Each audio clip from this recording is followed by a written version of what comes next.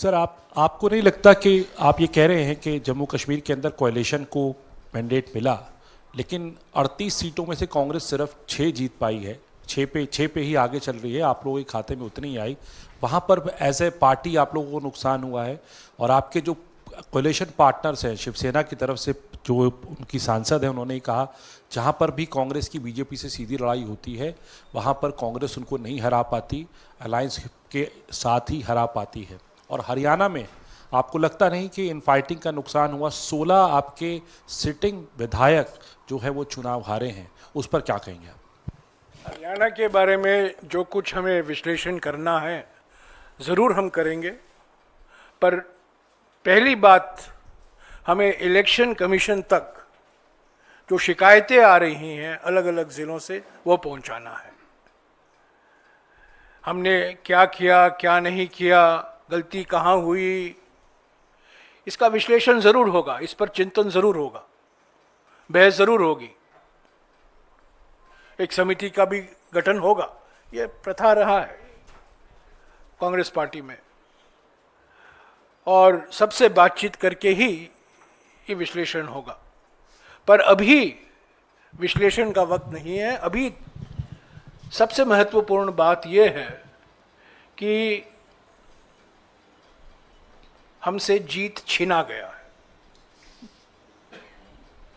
तंत्रों का दुरुइस्तेमाल हुआ है, दुरुपयोग हुआ है, और लोगों की जो भावना थी, और सब ने ये महसूस किया कि ज़मीनी हकीकत बदलाव के पक्ष में था, परिवर्तन के पक्ष में था, और आज वो परिणाम जो आया है उसको नहीं दर्शाता।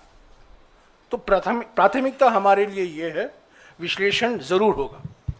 जम्मू के बारे में जो आपने सवाल किया, मैं स्वीकारता हूँ कि हमारा प्रदर्शन जम्मू में और बेहतर होना चाहिए था। इसके भी कुछ कारण हैं, उस पर भी चिंतन होगा, विचार विमर्श ज़रूर होगा। पर महाराष्ट्र में मैं याद दिलाना चाहता हूँ कि लोकसभा चुनाव में कांग्रेस पार्टी पहले स्थान पर थी, और गठबंधन का एक धर्म होता है, जो हमारे आपस की बात होती है हम एक दूसरे से बोलते हैं, मीडिया के द्वारा हम नहीं बोलते हैं। हम गठबंधन में हैं महाराष्ट्र में, उस गठबंधन को मजबूत करना हमारा कर्तव्य बनता है। हम कुछ नहीं कहेंगे हमारे गठबंधन के साथी दलों के बारे में, पर जो चुनाव के नतीजे आए हैं हरियाणा को लेकर, उस पर कई सवाल, गंभीर सवाल उठे हैं, उसको आगे ले चलना इसी तक, और इसी के साथ बात करना हमारा फ़र्ज़ बनता है। अगले 2-3 दिन में हम वो करेंगे, और जम्मू और कश्मीर में शीघ्र ही हम उम्मीद करते हैं कि एनसी और आईएनसी गठबंधन सरकार बनेगी, एक साझा कार्यक्रम तैयार किया जाएगा, और जो जनता की उम्मीदें हैं उसको पूरा करने की पूरा प्रयास करेंगे, और उसमें पहले स्थान पर जम्मू और कश्मीर को पूर्ण राज्य का दर्जा वापस लौटाना है। इसके लिए एनसी भी वचनबद्ध है और इंडियन नेशनल कांग्रेस भी वचनबद्ध है। हाँ, इधर पवन ने जो कहा कि जम्मू कश्मीर में जो जो आपने फैक्टर्स गिनाए वो सब सही थे, उसके बावजूद एक लग रहा था कि आपकी clear road ahead to victory है जम्मू में, जहाँ पर बीजेपी बहुत डाउन एंड आउट थी।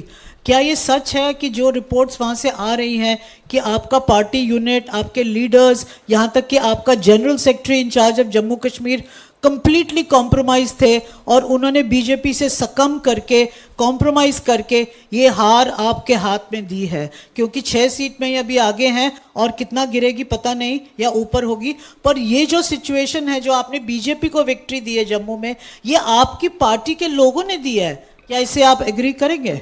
जैसा कि मैंने कहा, जीतें या हारें, उस पर तुरंत प्रतिक्रिया देना ना केवल गलत होता है, वो प्रतिक्रिया सही भी नहीं होती। बिना विश्लेषण के, बिना सबसे इनपुट लिए, बिना सब कार्यकर्ताओं से बैठक करके उनके विचार जाने मैं नहीं मानता कि इस तरह की किसी प्रतिक्रिया पर हम कोई मोहर लगा सकते हैं। सर अरे पूछ लीजिए।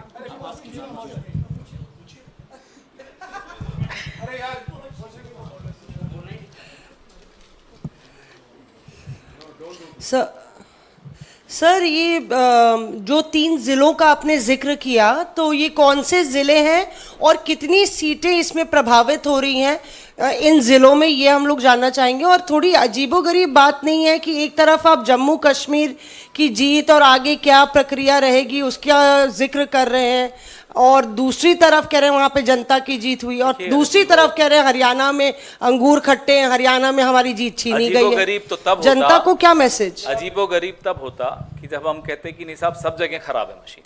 हम पूरे हरियाणा के लिए भी नहीं कह रहे कि सब जगह खराब है। हम नारनौल असेंबली का ही अगर आपको उदाहरण दें तो साफ, और ये कोई कोइंसिडेंस नहीं हो सकता, साफ सामने दिखता है, आंकड़े हैं, सब मशीनें सामने रखिए। जिन मशीनों के यूनिट की बैटरी 99% है वो मशीनें हमें हरा रही हैं। जिनकी बैटरी, और स्वाभाविक रूप से बैटरी कम होती है, 60-70% पे आई है, उसमें हम जीत रहे हैं। तो ये एक संयोग नहीं हो सकता।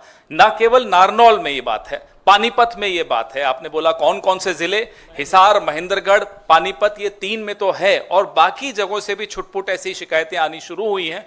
रात तक जितनी भी शिकायतें इकट्ठी होंगी, कल तक जितनी इकट्ठी होंगी, फिर जैसा कि जयराम रमेश जी ने कहा हम चुनाव आयोग तक जाएंगे। तो हमने कभी भी ऐसा नहीं कहा कि भाई पूरा ये सारी मशीनें खराब हैं। हम तो हरियाणा के लिए भी नहीं कह रहे कि सारी मशीनें खराब हैं, लेकिन जहां जहां हस्तक्षेप हुआ है वहां की बैटरी 99% है। आप मुझे बताइए, इतने दिन से मशीनें पड़ी हैं 99%, और सबकी स्टैंडर्ड, सबकी 99% कैसे हो सकती है?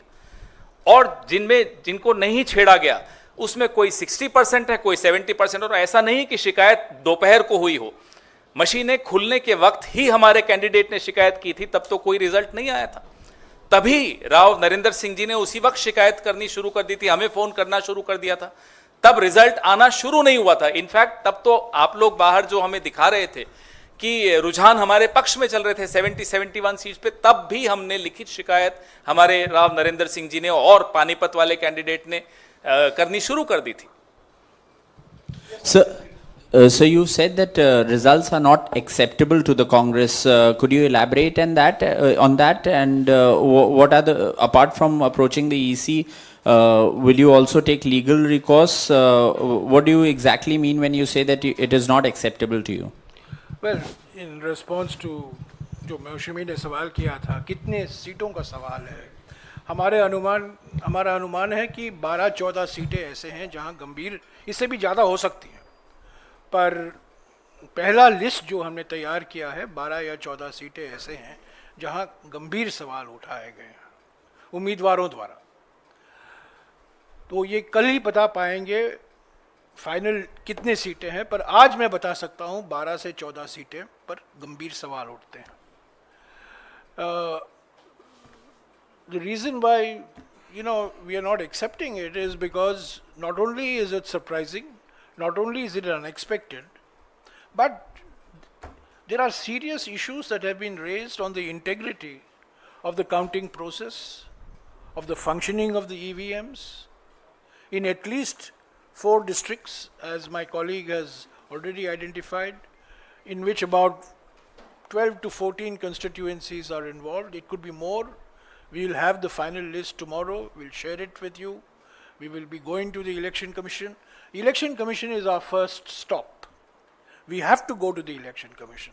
It's a constitutional body, it's an independent body. We expect it to function constitutionally and independently.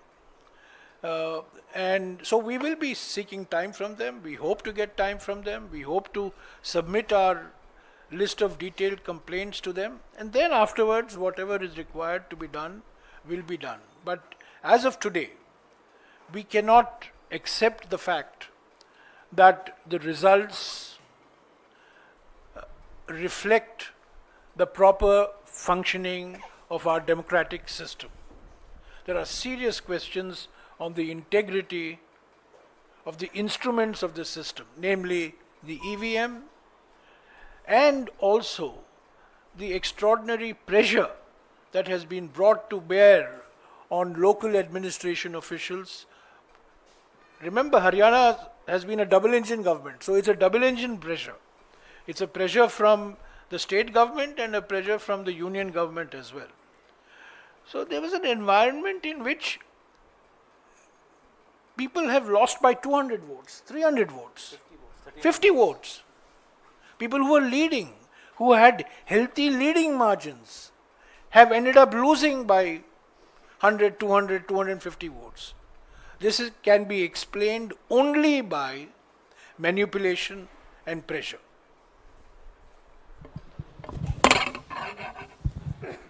Sir, अब तक आपके पास जो तथ्य सामने आए हैं, क्या इस नतीजे पर आप पहुंचे हैं कि कोई सुनियोजित ढंग से कोई ईवीएम में गड़बड़ी की गई है? क्या आप ऐसा कोई नतीजे पे पहुंचे हैं कि कोई सुनियोजित ढंग से हुआ है ऐसा कुछ, या अभी उसमें देखना बाकी है कि ईवीएम में गड़बड़ी कोई बड़े पैमाने पर की गई है? भाई, अगर 99% बैटरी स्टैंडर्ड एक के बाद एक मशीनों पे निकल रही हो और उन्हीं मशीनों पे कांग्रेस का उम्मीदवार हार रहा हो, जिन मशीनों पे 60-70 स्वाभाविक जो होना चाहिए उतनी बैटरी उस पे हम जीत रहे हो, तो आप बताइए सुनियोजित नहीं माना जाएगा तो क्या माना जाएगा? ये नतीजे सवाल खड़े करते हैं और इन सवालों को ढूंढना हम सबका राजधर्म है। हम सबको इस लोकतंत्र को बचाने के लिए इन सवालों का जवाब ढूंढना चाहिए, आपको भी और हमको भी। आप समझे, ये साजिश समझे, जहां 99% बैटरी है वहां बीजेपी की जीत होती है, और जहां 70% के नीचे बैटरी है वहां कांग्रेस की जीत होती है। ये संयंत्र नहीं है तो और क्या है?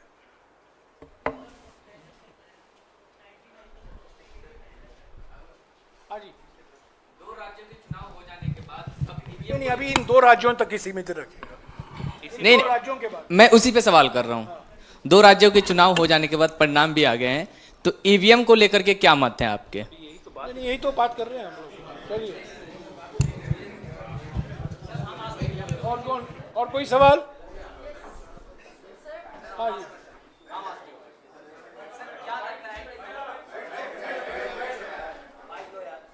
बोल दो, आवाज आ रही है। सर, क्या लगता है कि 2-2.5 दिन का जो मतलब इन्वेस्टिगेशन होगा उससे कुछ निकल के सामने आएगा? हमारा जो काम है और जो कर्तव्य है, चुनाव आयोग के दरवाजे पे दस्तक देना और तेज दस्तक देना ताकि आवाज आप सब तक पहुंचे, और उसके बाद जिम्मेदारी चुनाव आयोग की है इस लोकतंत्र को जीवित रखने की। आपने सुना होगा, कर्मण्येवाधिकारस्ते मा फलेषु कदाचन। हम अपना कर्म निभा रहे हैं, अपना धर्म निभा रहे हैं। शिकायत करना हमारा फर्ज बनता है और हमारा लोकतांत्रिक अधिकार भी बनता है। जो हमने देखा है, 99% बैटरी, 65% बैटरी, ये सब मैं समझता हूँ काफ़ी आश्चर्यजनक बातें निकल कर आई हैं हरियाणा के चुनाव के संदर्भ में। और मैं फिर दोहराना चाहता हूँ, ये आश्चर्यजनक नतीजे हैं, अप्रत्याशित नतीजे हैं और लोगों की भावना के खिलाफ ये नतीजे हैं। जो माहौल था, जो ज़मीनी हकीकत था, उस माहौल के खिलाफ है। मैं समझता हूँ बीजेपी भी नहीं उम्मीद करती थी कि वो हरियाणा जीतने वाले हैं। जितवाया गया, जीते नहीं है, जितवाया गया। हाँ, Sir, talking about Jammu Kashmir, one thing that has been the constant demand of National Conference is the restoration of Article 370. What will the Congress stand beyond that? Will the Congress support over there? Because the mandate that has come, it has come specifically for the National Conference, and this is one of their demands. So what will the Congress stand beyond Article 370 now? For the Indian National Congress and an alliance with the National Congress. The political atmosphere in J&K was transformed after the Bharat Jodo Yatra. And that transformation had an effect on all political parties which were seen to be aligned with the Indian National Congress. So let's not underestimate the importance of the role of the Indian National Congress. The National Conference has scored a handsome victory And we congratulate the National Congress. They are our ally. But to say that the Indian National Congress has not had a role in the transformation in the political environment in J&K in the last 2 years flies in the face of reality. The Bharat Jodo Yatra was a transformational movement as far as the politics of J&K is concerned. We should never minimize or underestimate the achievement of Mr. Rahul Gandhi in Jammu and Kashmir particularly, both in Jammu as well as in Kashmir. Our priority, you asked the question, our priority immediately, Mr. Gandhi has already said this in his election campaign, the Congress president has said it in his election campaign. Our immediate priority is to restore full statehood to Jammu and Kashmir. It was downgraded to the status of a UT 5 years ago. It's never happened before in Indian history. It should not happen. But restoration of full statehood status and giving a democratically elected chief minister and his council of ministers full constitutional authority is our priority. We don't want an alliance government to be at the beck and call of the LG. The LG cannot run Jammu and Kashmir anymore. Jammu and Kashmir has to be run by this democratically elected government.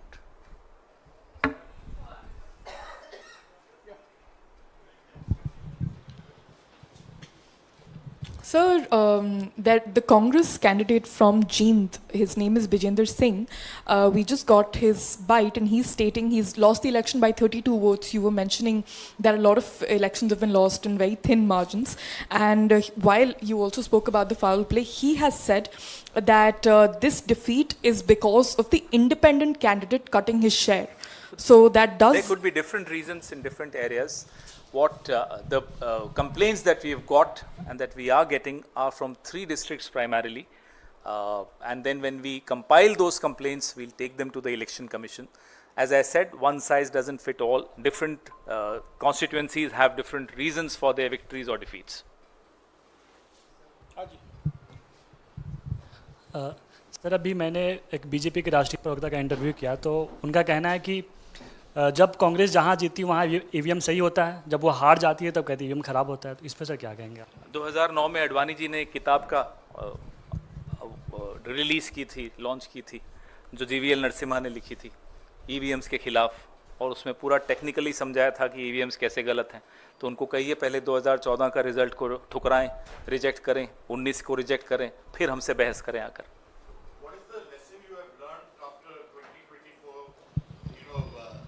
Sabha elections, the fact that the Congress did reasonably well, and now having all eggs in one basket, allowing infighting to take place, and are not really reading the writing on the wall that you have to have a house in order.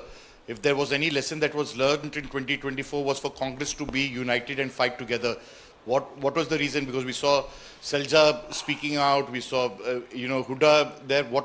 Could you kindly explain to us why the Congress has shot itself on its foot? The writing on the wall was the Congress will come back to power. That was the writing on the wall.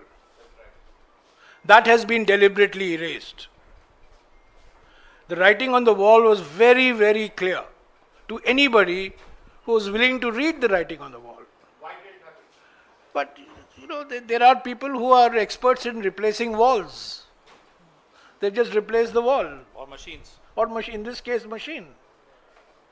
So I have already explained, I don't think you were there when I was explaining, that as far as the results are concerned, Haryana result, our first priority is to collate, consolidate all the complaints that have come from candidates from the 3 districts today. There will be other complaints, and we hope to submit this to the Election Commission tomorrow evening or day after. That is our immediate priority. Simultaneously, of course, we will sit and introspect why the result went the way it did, it was everybody's expectation that the Congress would win comfortably in Haryana. I think all I can say is that the Congress has been made to lose. Congress has not lost. Congress has been made to lose in Haryana. And you have not heard the last of the Haryana result.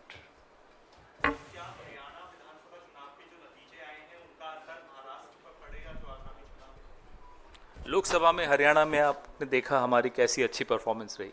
कभी भी किसी एक नतीजे को दूसरे नतीजे से तुलना नहीं करनी चाहिए। यही हम सीखे हैं पिछले 20-25 साल। बिल्कुल नहीं, जोश बढ़ गया है। हमारे कार्यकर्ताओं में रोष भी है, गुस्सा भी है, और हमारे समर्थकों में भी पूरा रोष है। अगर कोई ये सोच लेता है कि हमारे हाथ से जीत छीन सकता है, तो आने वाले चुनावों में उसको जवाब मिलेगा। Thank you.